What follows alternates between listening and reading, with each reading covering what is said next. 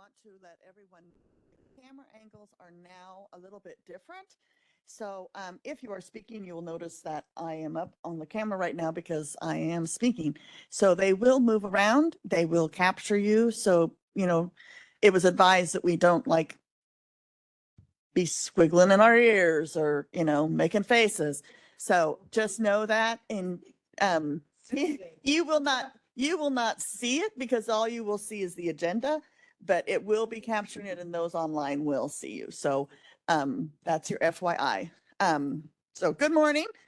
I would like to call this meeting of the Public Health and Public Safety to order. It is, I have not got any clue what time it is. 9:03. And Sherry Williams, would you please say the pledge for us?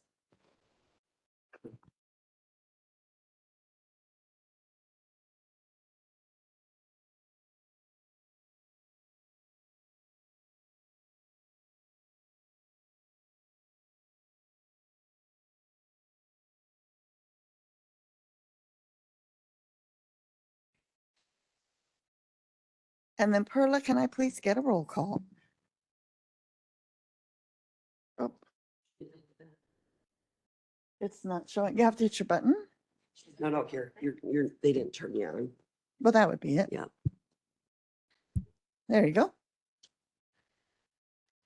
Mitchell, Here. Butler, Costa, Dean Schlotman, Ortiz, Williams, Freeman. Present. We have a quorum. Thank you. Next up, we have the approval of minutes from June 11th. Motion Dean Schlotman, second Williams. Can I have a roll call, please? Oh, there we go. Sorry. Mitchell, Yes. Costa, Dean Schlotman, Ortiz, Williams, Freeman. Yes. Motion carries. I don't need an all in favor on that, do I? Good. I remembered it though. Now we have no old business, new business. We have three things on the agenda. The first one is MSET resolution and the final MSET IGA. We have a gentleman here with the Sheriff's Department to help us answer any questions. And I so move. I'm so lost this morning. Can I have a motion, please? Motion Dean Schlotman. Second Mitchell. There we go. Are there any questions? Discussion? I actually, just leave it to me. Do you mind coming up?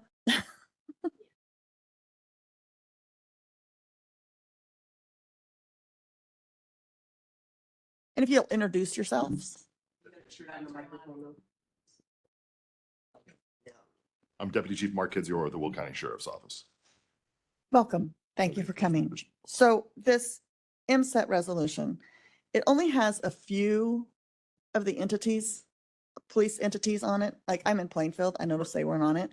Is there a reason that it's? Plainfield's on it. Plainfield and Romeoville are the two who have so far signed the intergovernmental agreement. Okay, And currently, Shanahan and Shorewood, they have the same legal representation, and I'm being told that they're currently reviewing the IGA. And then Elwood and Crest Hill are expected to sign it as well. okay, And when it was formed as a smaller collaboration until more kinks get worked out as it gets rolling. And then they're going to expand to other agencies if they wanted to participate. and is this basically just so that when there is an incident, anybody can come help? It's an additional, it's a way for different agencies to get more manpower without spending more funds, utilizing on-duty personnel. So if you have extra personnel one day and somebody requests it, you could send your additional personnel to that town or agency to assist. Okay. Does anybody have any other questions?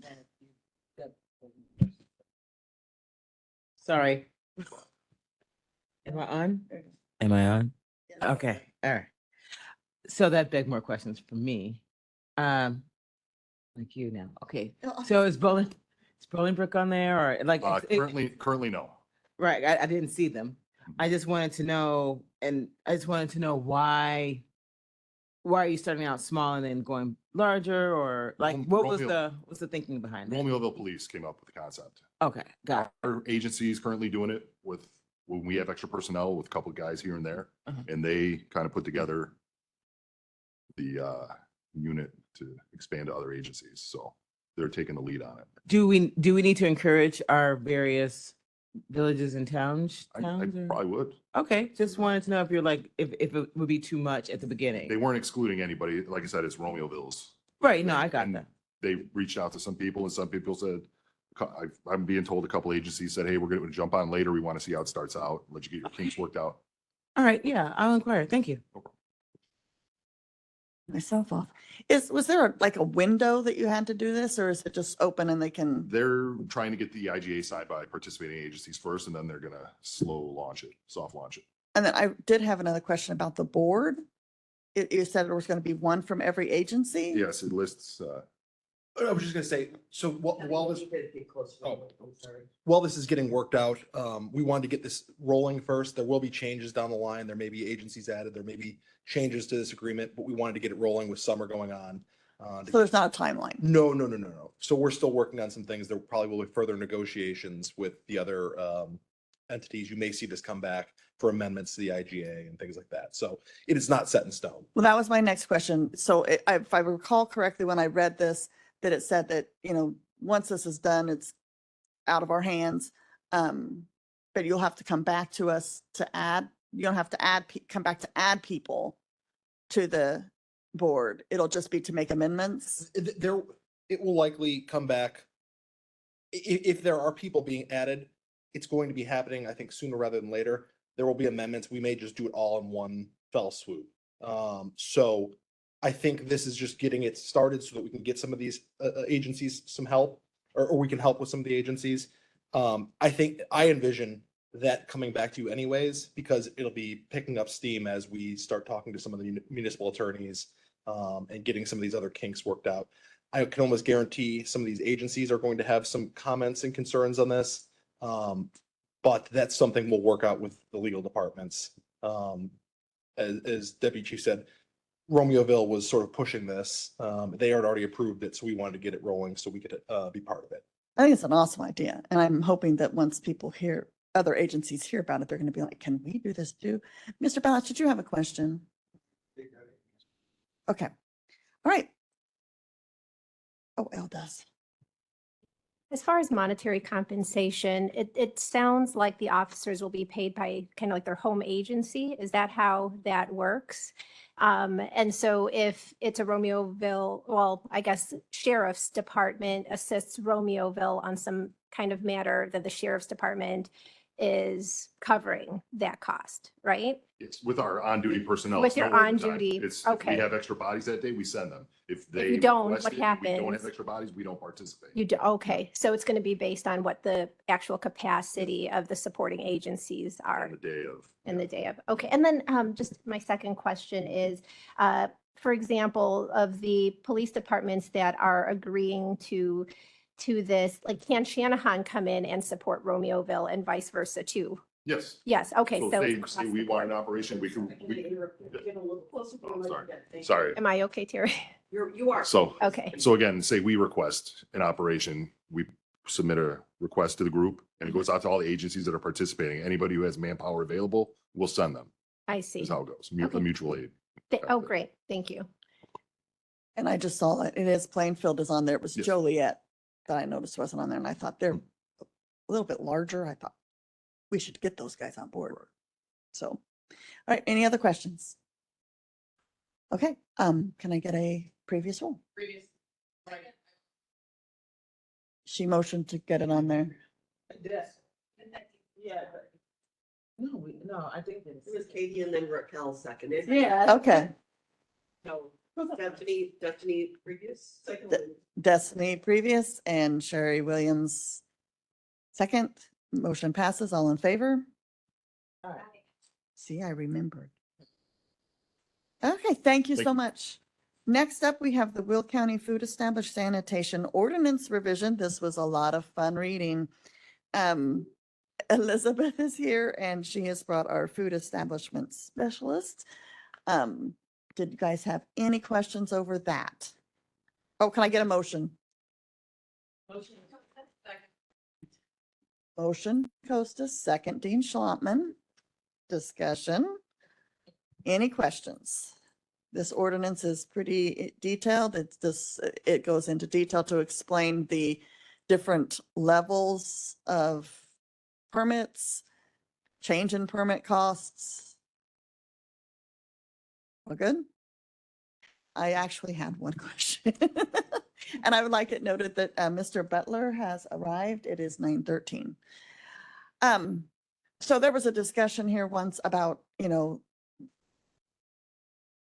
say I want to have a fundraiser. Sure. I'm not a school, I'm not a church, but I want to have a fundraiser for my own personal needs. Mhm.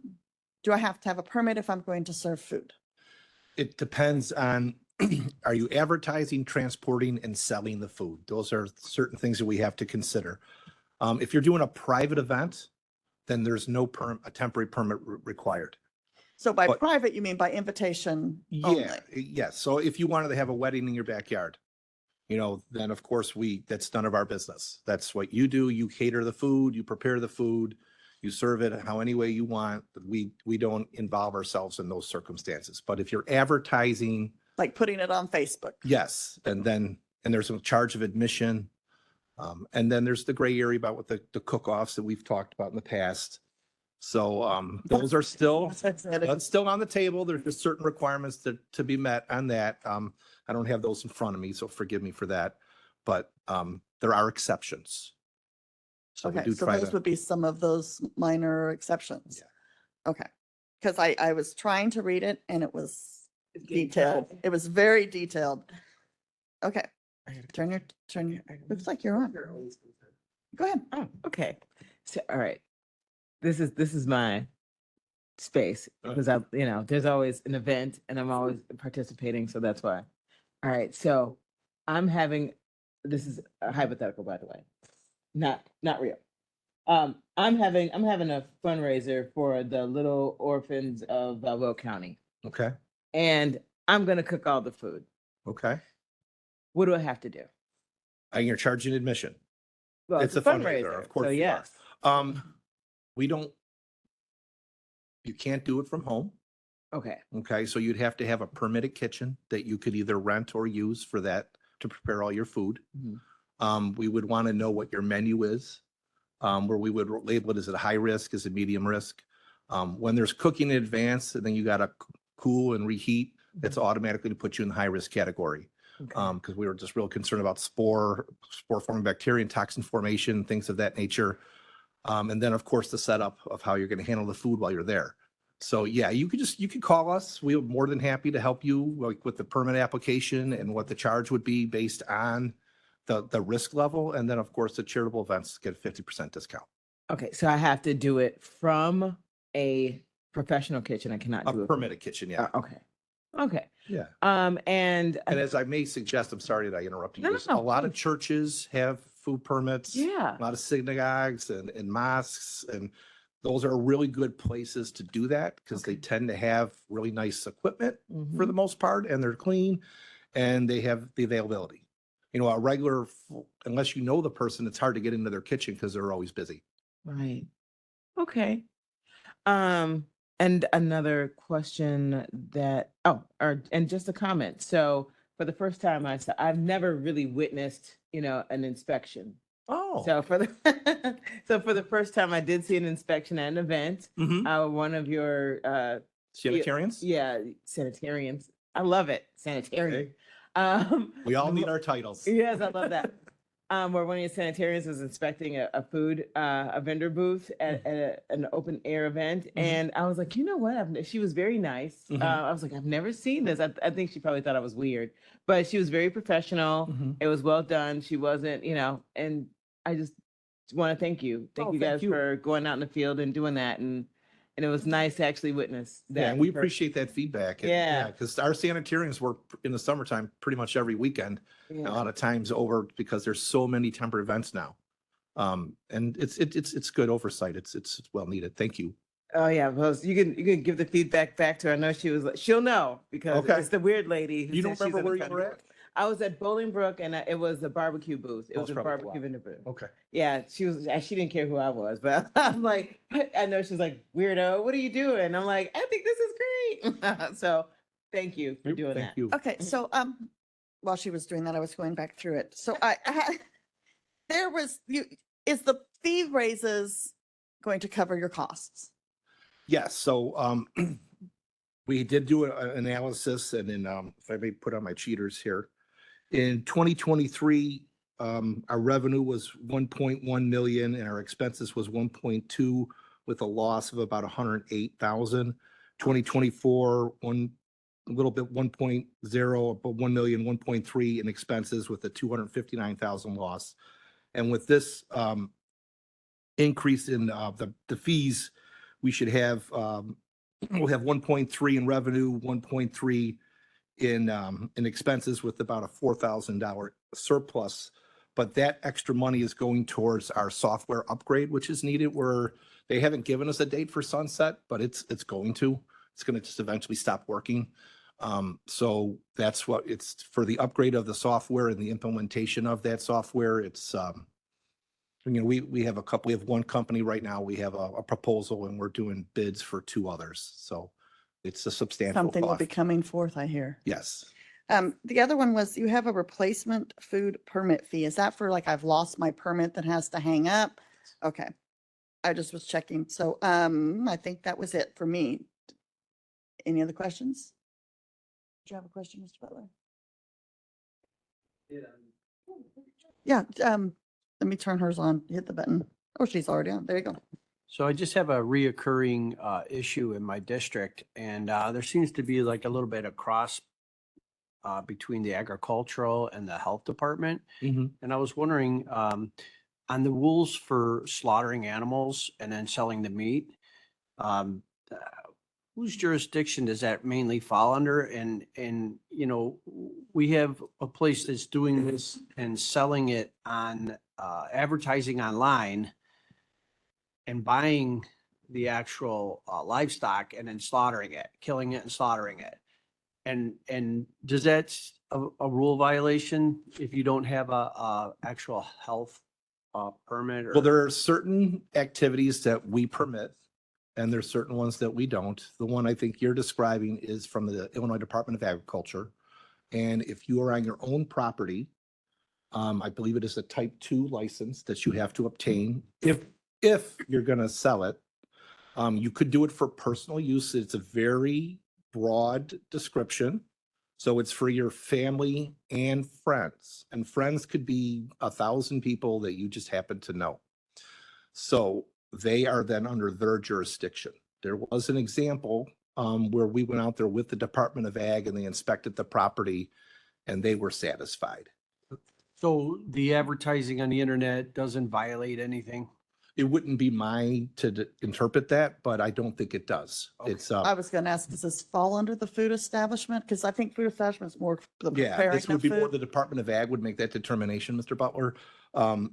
And then I think it does come down to how they're doing their business. Now, when we were at this one location, just as an example, I don't know if it's the one that you're concerned about. They did talk about, do you have customers? Do you have clients? And do you have receipts? And so they were doing that investigation. But after it wasn't ours, we really don't have any, it's not that we don't have any reason, or just that we don't have any authority on that. So, Yeah, it seemed like it was a little gray area. yeah, there's a lot of gray in everything. There's a little gray in everything. Are there any other questions? Got to turn your light on, Mr. Balich? Hold on a second. Oh. There you go.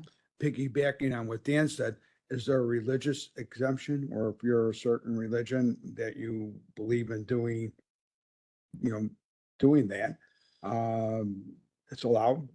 Yeah, I believe there is religious exemptions for how you slaughter your animals, and halal is one of them. I think kosher is another.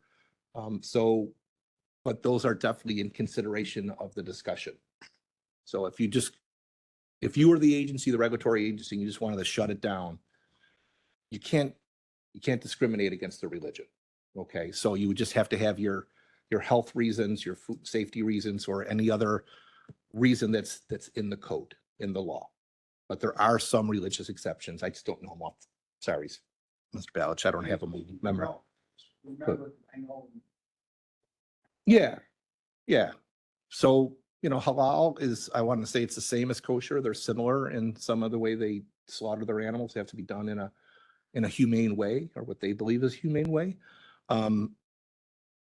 So yeah, there's just different rules, or just an exceptions for that. Okay, is there any other questions about the food establishment? Can I get a motion, a second? Thank you. All in favor? All right, I will suggest that you come to the full board because other board members may have some questions. And just to make it easier, it'd be great if you're there. And we also have to have a public hearing.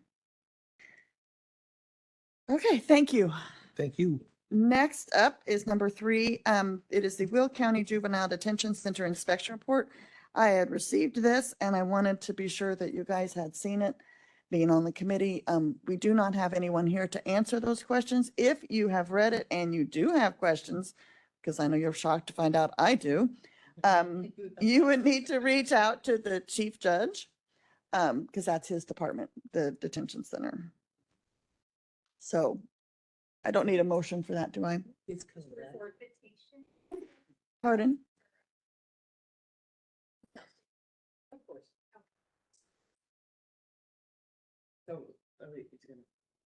You don't have to turn the light on, I have a feeling. Are we gonna have a presentation? I haven't heard anything, so if you have questions, I would reach out to them one-on-one. Okay, we have no other new business. We had several monthly reports. First one was a monthly update by the health department with Elizabeth Bellata. Does anyone have questions? I did, and I don't remember what it was. Oh, I think I already asked her that one. So, Plainfield is having in August a senior wellness and health event at the YMCA, and I was wanting to be sure they were there. So I asked her that. Did anybody have questions on the behavioral health one? Number 2. Oh, that was the minutes. No, we don't have anything to do with 708. We also have Maggie McDowell with her Sunny Hill. Anybody have questions on that one? And the substance use initiatives update by Dr. Burke. Number 4. No questions, no discussion. Okay, we're just moving right along. Is there any public comment? We have no public comment. Any public comment? None. I have no announcements by the chair, except for do remember that in September, we have the side-by-side burn. It will start our meeting and it will be outside. Invite your friends and family. Anybody you'd like to see educated a little bit. We have no need for executive session. Can I get a motion to adjourn? So move, Mitchell. We will adjourn this meeting. Our next meeting is August 13th, 2024. All in favor? Am I supposed to ask that? Have a wonderful week.